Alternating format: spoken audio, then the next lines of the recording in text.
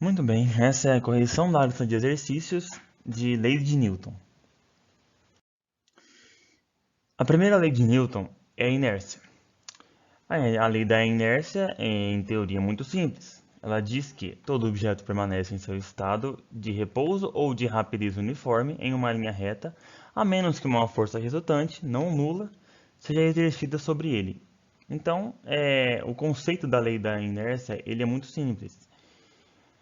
Todo objeto tende a continuar o seu movimento a menos que uma força externa não nula entre em contato com ele, seja exercida sobre ele. Então, um corpo parado tende a permanecer parado e um corpo em velocidade constante tende a permanecer em velocidade constante. A primeira questão tem duas questões que fazem menção à lei da inércia especificamente. A primeira questão é: as estatísticas indicam que o uso de cinto de segurança deve ser obrigatório para prever lesões mais graves em motoristas e passageiros no caso de acidentes. Fisicamente, a função do cinto está relacionada com as leis de Newton, né? A primeira lei de Newton, mais especificamente, que é a lei da inércia. E por quê? Os corpos dentro do carro, após uma colisão, continuarão o movimento na direção e com a mesma velocidade que o veículo tinha antes da batida. Então, se você está dentro de um carro, o corpo tem, quando o carro ou o veículo sofre uma colisão, o corpo tende a continuar com a velocidade, com a mesma velocidade que o veículo tinha antes da colisão e na mesma direção que ele tinha antes da colisão. Como pode ser visto nesse GIF, dentro de um ônibus em que todo mundo estava sem cinto, o ônibus colidiu e todo mundo voou para frente. O que eu vejo muito acontecer em veículos mesmo quando estão de cinto, somente os passageiros da frente estão de cinto. Somente o condutor e o passageiro da frente, do banco da frente, estão de cinto. Enquanto muitas vezes os passageiros traseiros não estão de cinto. Como esse GIF mostra, é, dependendo da velocidade em que o veículo estiver, você pode ser arremessado a distâncias muito longas. Então, mesmo estando no banco traseiro, você pode muito bem ser arremessado e colidir com o para-brisas. Outra questão importante de mesmo no banco traseiro utilizar-se o cinto de segurança é que se você for arremessado em direção ao banco da frente, como esse GIF mostra, você pode acabar colidindo com a pessoa que está na frente, ou esmagando-a ou colidindo com os seus joelhos sobre as costas ou sobre o pescoço da pessoa da frente, o que pode gerar também graves lesões. Alguns outros avanços que a própria lei da inércia trouxe para a segurança, além do cinto de segurança e dos airbags, é uma coisa bem simples, que é o encosto para a cabeça no banco. Hoje em dia, praticamente todos os carros, na verdade todos os carros têm encosto para a cabeça nos bancos. Porém, isso não era realidade nos carros mais antigos. Os primeiros modelos do Fusca, por exemplo, não possuíam um encosto para a cabeça. E o que isso pode influenciar na hora de uma colisão? Bom, imagine que você está parado dentro do seu Fusca, parado em velocidade zero. Porém, um carro vem e colide na sua traseira. Consequentemente, o seu carro vai ser colocado em movimento. E você, juntamente com o carro, também será colocado em movimento. Lembrando, você estava parado e agora você é colocado em movimento. Não é difícil perceber que o que coloca você em movimento é o banco do carro, que impulsiona você para frente, juntamente com o carro. Porém, analise esse GIF. O seu corpo está sendo empurrado pelo banco, porém a sua cabeça não. Então a sua cabeça tende a permanecer lá atrás, porque ela não foi colocada em movimento. Isso pode gerar graves problemas no seu pescoço, dependendo da velocidade do carro. Isso pode ter um tranco no pescoço e graves consequências tanto no pescoço quanto na coluna como um todo. Então, usem cinto de segurança e usem o apoio para a cabeça do banco. Beleza. A outra questão que faz menção à lei da inércia essa aqui, o princípio da inércia é essa aqui. A imagem mostra um garoto sobre um skate em movimento com velocidade constante, que em seguida choca-se com um obstáculo e cai. A queda do garoto justifica-se devido ao princípio da inércia. Aqui é o mesmo princípio. O garoto, juntamente com o skate, estava em movimento, porém, o skate bateu na pedra. Então, o movimento do skate foi interrompido. Só que o do garoto não. Ele tende a continuar com a mesma velocidade que ele estava antes do skate colidir com a pedra. Mas o skate não está ali para ele ter o apoio mais. Então, ele vai ser arremessado para frente e para o chão, porque ele vai cair. A primeira questão nos atenta ao uso do cinto de segurança. Essa segunda questão nos atenta a não colidir com o skate sem uma pedra. Isso pode ser prejudicial para a sua saúde. Muito bem, vamos trabalhar agora a segunda lei de Newton. A segunda lei de Newton, também conhecida como o princípio fundamental da dinâmica, afirma que a força resultante que atua sobre um corpo é igual ao produto de sua massa pela aceleração. Essa força também é conhecida como lei da força, ou, em uma equação, colocando força igual a massa vezes a aceleração. Mas antes de definirmos, de analisarmos essa lei mais profundamente, é interessante se perguntar o que é uma força. Uma força é uma grandeza física vetorial, assim como aceleração e velocidade. O que isso quer dizer? Isso quer dizer que ela possui um valor, uma direção e um sentido muito bem definidos. Imagine que este vetor, esta setinha, define a direção e o sentido de uma força. Então, quando você abre uma porta lateral, você está aplicando uma intensidade de uma força, ou seja, essa força tem um valor, que é a intensidade dela. A direção dela é lateralmente ou horizontalmente, e o sentido dela é para a direita, da esquerda para a direita. A primeira questão, que relaciona-se à segunda lei de Newton, diz que uma pessoa na Lua aparenta estar mais leve que na Terra, porque ao ir para a Lua, o seu peso diminui. Bem, a sua massa ela é sempre igual, na Terra ou na Lua. Se o seu peso, se a sua massa é de 70 kg na Terra, continuará sendo 70 kg na Lua. Isso não vai mudar. Portanto, a gente elimina aqui a alternativa que diz que a sua massa é igual a zero, porque a sua massa não é igual a zero. E ele elimina a que diz que a sua massa diminui, a sua massa se mantém a mesma. E também elimina a que diz que a sua massa e o seu peso diminui, novamente porque a sua massa é a mesma. O que nos sobra duas alternativas. O seu peso ser igual a zero ou o seu peso diminuir. E bem, o seu peso diminui. Por quê? Primeiro, estamos falando aqui da força gravitacional. E o que é a força gravitacional? Ela relaciona-se com a aceleração gravitacional de um corpo. A Terra tem uma dada aceleração gravitacional. A Lua tem uma outra dada aceleração gravitacional. A da Terra é maior do que a da Lua. É importante perceber que todo corpo que tem massa, ele gera um campo gravitacional que irá atrair todo outro corpo que também tenha massa. Então, é por esse motivo que a Terra nos atrai. A gente também atrai a Terra, na verdade. Mas como a massa da Terra é muito maior do que a nossa, a gente fica preso a ela. Então, vamos lá. Força é igual a massa vezes a aceleração. Quanto maior a aceleração, maior a força exercida. Imagine empurrando um bloco de gelo que está inicialmente parado. A aceleração deste bloco de gelo vai ser exatamente proporcional à força que foi aplicada nele. Imagine se aplicando uma força maior neste bloco de gelo.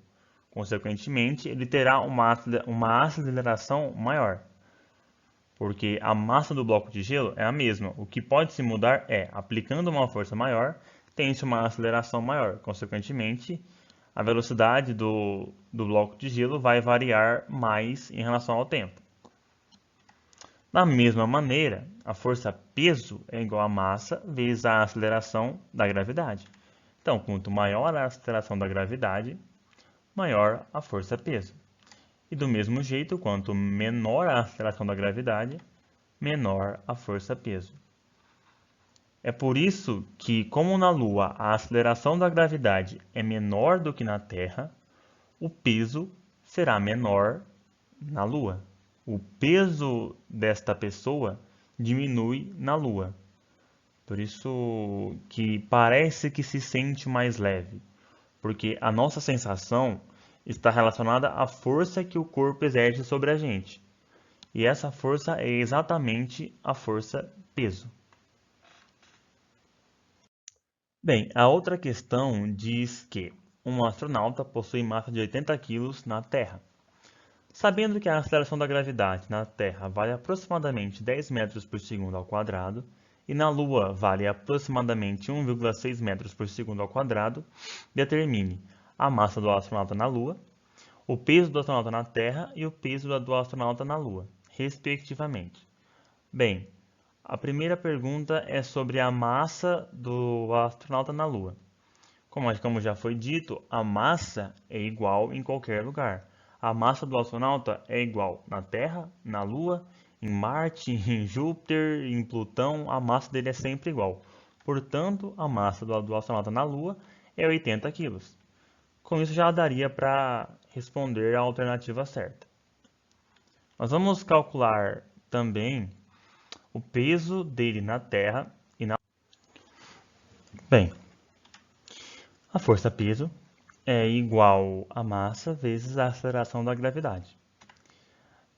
A aceleração da gravidade na Terra é de 10 metros por segundo.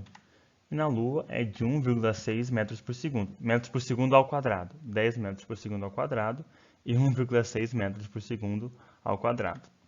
Então, o peso na Terra vai ser 80 vezes 10, que é 800 newtons.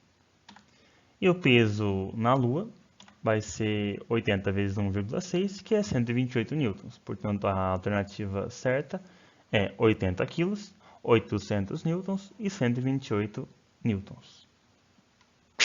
É isso aí. E por fim, mas não menos importante, a terceira lei de Newton, a lei da ação e reação. Muito bem, imagine que você está teclando no seu teclado. É o que se faz em teclados, geralmente. Você observa que os seus dedos sentem o toque do teclado quando você os toca. E por que isso acontece? Bem, isolemos o caso para uma tecla. Quando seu dedo a pressiona, ela afunda. Porém, observe que no dedo também tem reação. O seu dedo pressiona a tecla para baixo e a tecla volta com a pressão do seu dedo para cima. É importante colocar aqui que a força que a tecla exerce sobre o dedo, ela é sempre de mesmo módulo, ela tem sempre a mesma direção, neste caso vertical, e sempre em sentido oposto, uma para cima e a outra para baixo. Bem, mas neste caso de um dedo pressionando uma tecla e a tecla tendo uma reação de pressionar o dedo, ou em qualquer reação e interação entre dois corpos, em que existe uma ação e uma reação, é possível saber quem realiza a força de ação e quem sofre a ação desta força?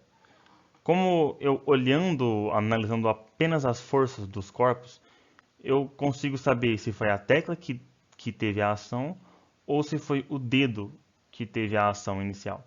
Bem, justamente para responder essa pergunta, Newton analisou uma série de interações entre dois corpos. Uma delas foi a de um martelo em uma estaca, onde ele percebeu que a estaca exerce uma força de reação sobre o martelo no exato instante em que o martelo toca a estaca. Então, essa força de reação ela é imediata. Ela não demora nada de tempo. Ela é completamente imediata. Então, conclusão.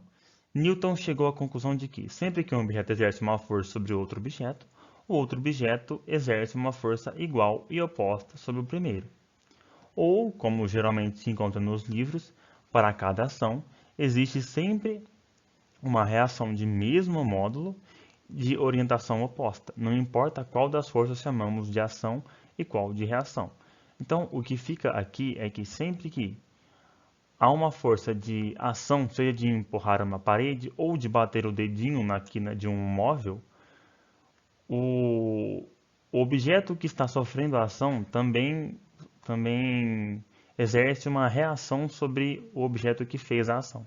Quando você bate o dedinho na quina de um móvel, você com certeza sente a reação do móvel no seu dedinho.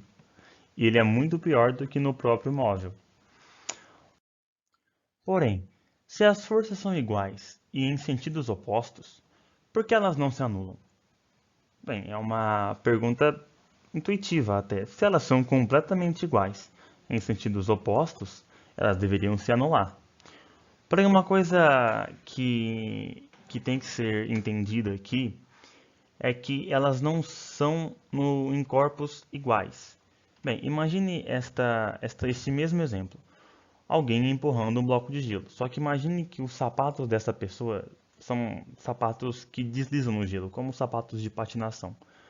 Quando há o movimento de empurrar o bloco de gelo, observe que os dois corpos, tanto quem fez a ação quanto quem realizou a reação, se movem.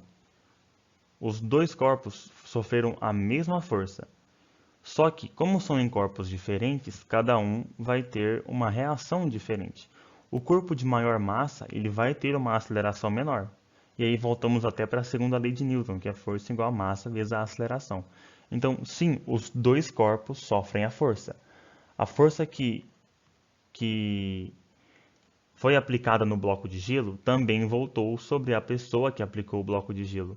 E como neste caso o bloco de gelo tem uma massa maior do que a da pessoa que empurrou, que o empurrou, então ele vai ter uma aceleração menor do que a da pessoa. Bem, então vamos à pergunta que trata sobre a terceira lei de Newton. Por que, de acordo com a terceira lei de Newton, não seria possível utilizar uma aeronave dotada de hélices no espaço? Bem, de acordo com o que a gente viu esses instantes atrás, a resposta ficaria óbvia, porque no espaço não existe ar para ser empurrado pela hélice. Logo, a aeronave não pode ser impulsionada para frente. Pela terceira lei de Newton, a hélice empurra o ar e, consequentemente, a aeronave é empurrada para frente. Bem, vamos analisar essa questão. Imagine uma hélice de uma aeronave, seja de um avião, por exemplo, a hélice frontal de um avião. Esta hélice está girando de uma maneira que joga o ar para trás, como funciona com um ventilador, por exemplo. Ele joga o ar para baixo ou para cima. Se a hélice está jogando o ar para trás, então o ar exerce uma reação, que é jogar a hélice para frente. E como a hélice está ligada ao avião, o avião como um todo, ou a aeronave como um todo, irá se impulsionar para frente. Então, é com este princípio que a hélice de um avião funciona. E como no espaço não existe ar, não existe atmosfera, é vácuo, não tem o que a hélice jogar para trás e ser impulsionada para frente. É isso. E chegamos ao fim.